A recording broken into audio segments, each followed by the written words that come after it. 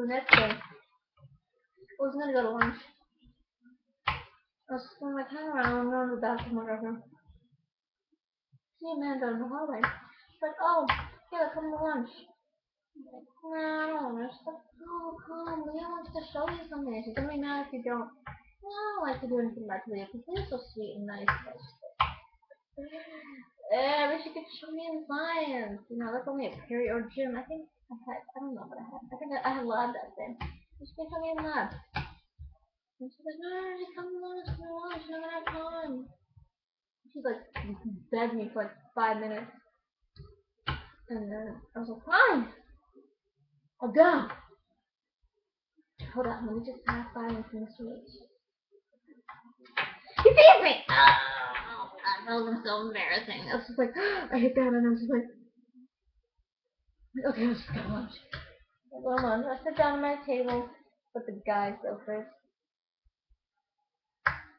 And then, this guy, this bald man, like a student, you know, like a teacher or whatever, comes and he looks around, and I see him in from the corner of my eye, point at him. And so he comes up to me, and he's like, are you King Coppercat? And I'm like, am I in trouble? He's like, no, just come with me. You don't know how many times I heard, I said, am I in trouble? He said, no, come with me. And I ended up being in trouble. No, endless times. But, you know, me, I was just like, no, as long as I'm not in trouble. Let's go. Bye. She told him everything.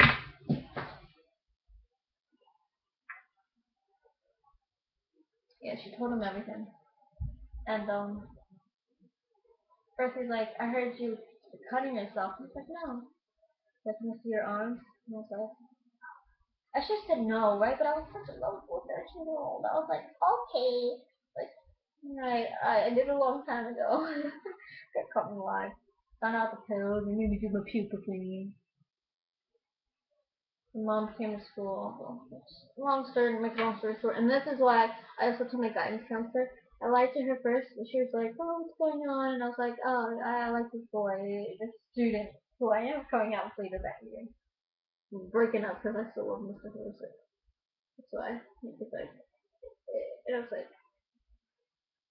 and she's like, oh, tell me how it goes on. And the next week I saw her, she told me something about, like, when she was in high school,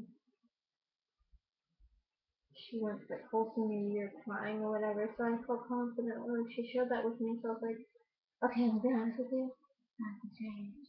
She's like, oh, I like the teacher too when I was in 10th grade. She was an English teacher, and she was so disappointing. How it ended in disappointment. Oh, thanks for the hope. So try when I'm 18. But right now he's a teacher and he probably just get really awkward. She told him what I said, and I don't trust her anymore. She's a bitch and I hate her. Yeah, they made me go to see a psychologist. And I was wondering if and that was a week. April, and that happened on Thursday. They got in trouble. The next day, I just cut like I was like 4 classes. I just didn't want to be in school. I was so unhappy. And then spring break was the next week, and I started listening to The Nice again, and Blue Eyes by the Lovely Feathers, and I watched the movie Lesbian Vampire Killers. Well, that was the week I also met my brother and sister, my half brother and half sister from Chicago. They came over, and I saw a guy on the train, and I talked to him, and I was like, I wasn't like that guy, but I realized there are more guys in this world than Mr. Hulusit. That was good. I thought I'd forget all about him. When school came and I saw him, I was just like,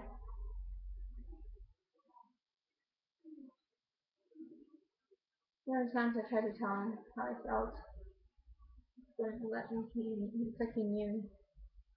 And so, it finally happened on the last day of school. I wrote him a letter, and that is all. I told him I'd get over him too, and the only reason I really, do I even have it? Maybe I'll read it to you. I didn't say anything bad. Like, it was such a Like I didn't, because I thought maybe he'd like love me, so I thought, let me just go and let me tell him. Oh fuck, I can't. Alright, so hold on, wait, no, maybe I have it on my computer too. Important mother. Yeah, I typed it up on this. I remember I typed it up a couple minutes before I was gonna give it to him. And goodbye. I wrote it up a couple nights before I was gonna give it to him. And I was debating if I should do it. And I gained a little bit of balls, and I felt that he would love me. So that's why I tried to keep it like as non-weird as I could possibly do it, so that like if he did love me, I wouldn't be like a weirdo. Dear Mr. H, I had my friend Victoria give it to him and be like, oh, this is a card because you're such a wonderful teacher. I know you must be expecting a sweet letter from Victoria telling me, you probably didn't understand because it ended up not being Victoria. I know that you must be expecting a sweet letter telling you how much of a wonderful teacher you were to her this year, and I'm sorry to disappoint you, but that's not what this letter is. Please do not throw this away. At least read it first. I do have a lot I want to tell you, and the least you could do is read this. I've tried so many times to tell you this in person, but you never let me. I know you just don't want to hear it, but I feel like a coward and a failure if I didn't tell you. Whatever you do with this afterwards is your decision. Whether it's to use as a pirate hat or some comedic proof to laugh over with your friends is fine with me. I just want to know I had told you and done all I could. I'm much younger than you, and I understand you could and don't have any feelings for me whatsoever, but that doesn't make me want to stop you. Oh yeah, I'm gonna make myself sound like a fucking creeper. If you ask me what it is I like about you, I couldn't tell you. I don't know what it is. I guess there's something special about you that I don't know about because when I ask myself why I like you, I can't pick something out. Sure, you're mega attractive, nice-ish, and interesting-ish, but nothing to call it lust, call it an infatuation or whatever. But I know that I haven't. In fact, I know for a fact I have strong feelings for you. Now I don't know you well enough to say I love you, but I feel like I know you well enough to say I'm pretty close. When I talk to you, it's like I don't have to think. I feel like I can be myself around you. I'm such a faggot. I don't have to act a certain way like it used to do with guys I like. Of course, you'll always see me at my weirdest, which doesn't help me much. But yeah, nonetheless, it's like I can be honest with you. I want to share everything about myself with you, which I don't like to do with anyone. Honestly, nobody knows half the things I'd love to tell you. I tried so many times to get over you. For a while it worked out, but it was so stupid. I did such stress with things with guys so that I could no longer feel attached to you. And see where it brought me. Having millions of demeaning rumors about me, loss of respect from some of my friends, and still here writing my love letter to you. I may seem dramatic. You don't see but you see I don't really care about a lot of things. So that the feelings that I've grown for you are so strong, and I feel like I'm obligated to act upon them. And I really do care about you. I want you to live the life you see best for yourself. It may seem as though I'm just having some strong feelings for somebody for the first time, and this is how I'm reacting to them. And maybe that's true, but these aren't childish feelings. Just childish feelings. I've had a lot of experience with the guy, and then no, not like that, like emotional feelings. No puppy love. I'm sure I can move on from you given time. The situation is really shitty, but it's really all it is. Who knows if I'll remember you in a year or two? Who knows if you'll remember me in a month or two? And this may be the last communication I have with you for a week, or for summer, or forever. But as I just said at the start of the letter, you will know how I feel. I wouldn't know if you read this or not. I can only assume so. I also assume that I made my ass of myself, but that's okay. I've done that enough times with you not to care when I do. Cleopatra check. Oh no, is that a bad letter? I don't think that was a bad letter. That was a letter.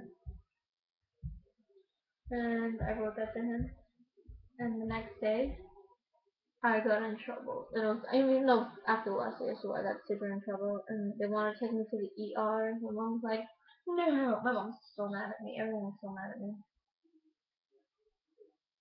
And that's the end of the major story with Mr. H. And then there's just like some little incidents afterwards that I'm gonna get in like part 6 that aren't really too relevant. They don't help my situation at all.